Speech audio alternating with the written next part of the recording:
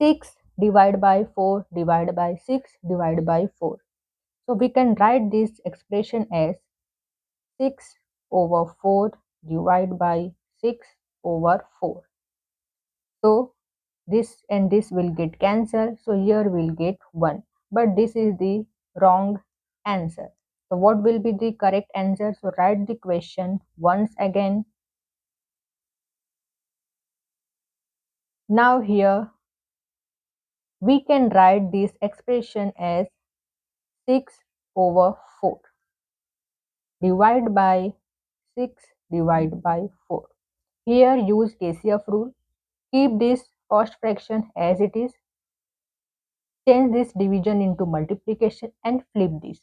6 by 1 is there, so 1 by 6 will come. Divide by 4. Then next 6 over 4 times, use KCF rule once again here. So 1 by 6, keep this as it is. Change this into multiplication. Then here 1 by 4. So cut this.